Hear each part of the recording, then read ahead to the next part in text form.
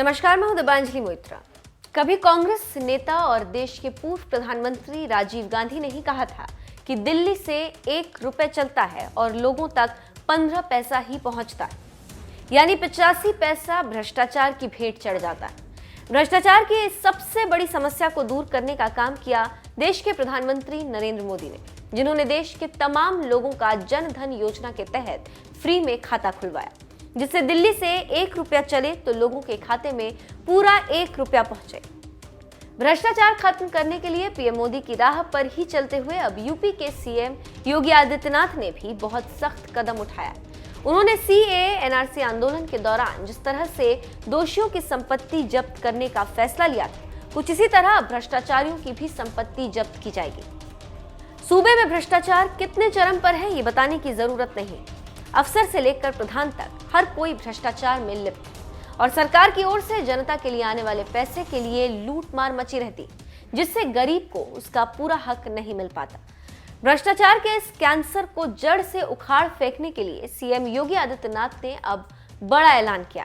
उन्होंने खुद ट्वीट कर कहा है, किसी योजना का लाभ लेने के लिए कोई घूस मांगे तो उसकी जानकारी मुख्यमंत्री कार्यालय या मुख्यमंत्री हेल्पलाइन नंबर 1076 पर फोन करें या आईजीआरएस पोर्टल में शिकायत दर्ज करें। घूस लेने वाले व्यक्ति पर कठोरतम कार्रवाई सुनिश्चित की जाएगी।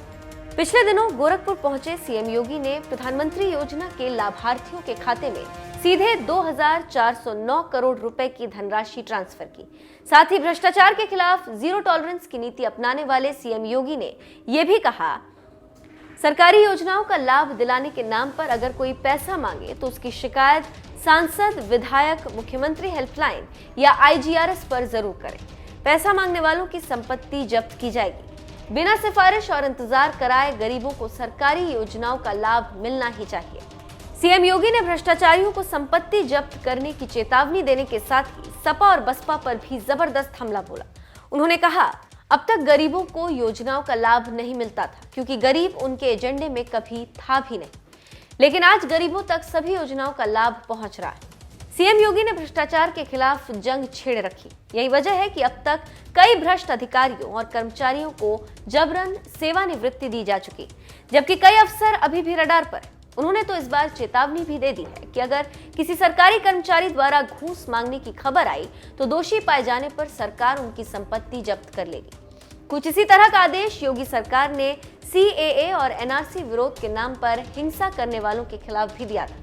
उन्होंने तो जिन दोषियों ने सरकारी संपत्ति को नुकसान पहुंचाया, उसकी भरपाई भी उन्हीं की संपत्तियों को जब्त करके की थी। इतना ही नहीं, योगी सरकार ने इन दोषियों के पोस्टर भी चौक चौराहे पर लगवा दिए थे। ऐसे में अगर कोई भी सरकारी कर्मचारी भ्रष्टाचार के खिलाफ दी गई सीएम योगी की चेतावनी को हल्के में लेने की भूल करता है तो उसे ये बात याद रखनी चाहिए कि सीएम योगी अगर कोई फैसला लेते हैं तो किसी भी कीमत पर उसका पालन भी जरूर कराते हैं। सरकार चलाने का उनका यही सख्त मिजाज यूपी क्या, देश भर की तमाम जनता को पसंद आ रहा है।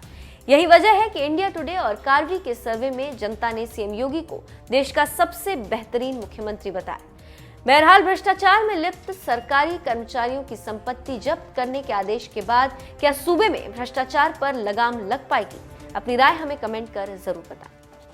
मैं आज के इस अवसर पर जो भी लाभार्थी हैं, उन सभी लाभार्थियों के घरों में हमारा प्रयास होना चाहिए कि हम सहजन के पेड़ लगाने की कार्रवाई करें।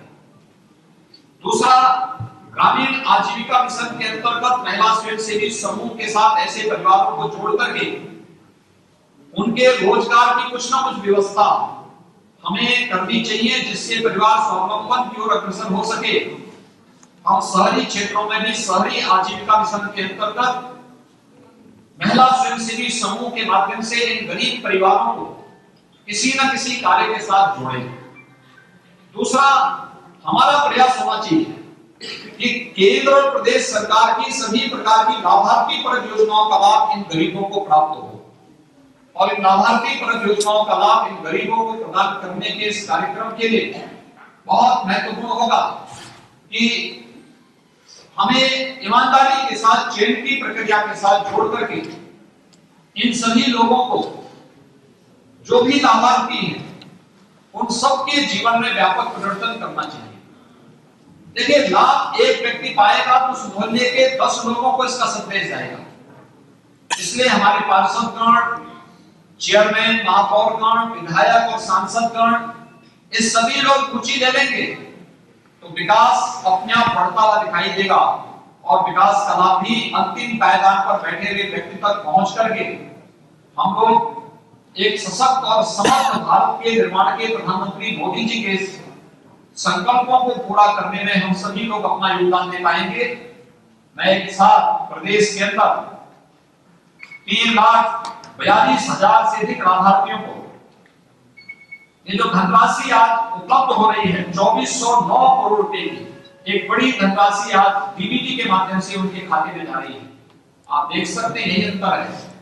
जनधन अकाउंट प्रधानमंत्री मोदी जी ने सिर्फ खुलवाया था, क्योंकि इस अकाउंट से एक जगह हमने क्लिक किया और इन सभी 3,42,322 लाभार्थियों के खाते में उनकी किस्त उनके खाते में चली गई।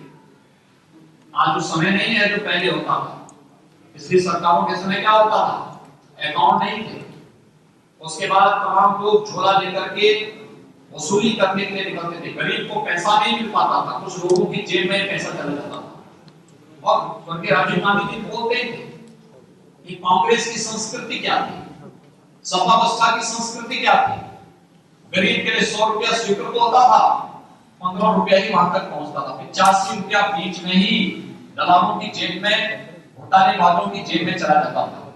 आज तो हमने एक साथ क्लिक किया, जिसके लिए 1 लाख रुपए की किस्त है 1 लाख उसके खाते में गई, जिसके लिए 1.5 लाख की किस्त है और 1.5 लाख उसके खाते में गई, जिसके लिए 50,000 की किस्त है 50,000 उसके खाते में गई। यानी पूरी की पूरी राशि उसके अकाउंट में जा रही है।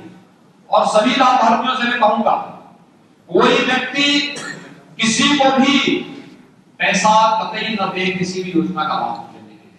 और अगर कहीं से भी कोई पैसे की शिकायत करती है तो अपने विधायक को, अपने सांसद को उपलब्ध कराइए, मुख्यमंत्री कार्यालय को उपलब्ध कराइए, सीएम हेल्पलाइन से आप बताइए, आईजीआरएस पोर्टल में अपनी शिकायत दर्ज करिए।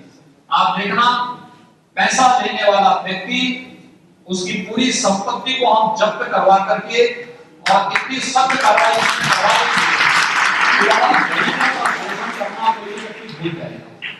और ये कार्य पहली बार इस प्रकार के कार्यक्रमों के साथ गरीब को उसका हक मिलना ही चाहिए। प्रधानमंत्री मोदी जी की यही इच्छा है और इसी लक्ष्य के साथ ये सभी कार्यक्रम आगे बढ़ रहे हैं। मैं नगर विकास मंत्री को, मेरे साथ यहाँ पर आशुतोष टंडन जी हैं, हमारे नगर विकास के राज्य मंत्री श्री महेश गुप्ता जी भी इसके साथ वर्चुअल जुड़े हुए हैं, हमारे तमाम माननीय सांसदगण, माननीय विधायकगण, सभी मेरे सहयोगी मंत्रीगण इस कार्यक्रम के साथ जुड़े हुए हैं।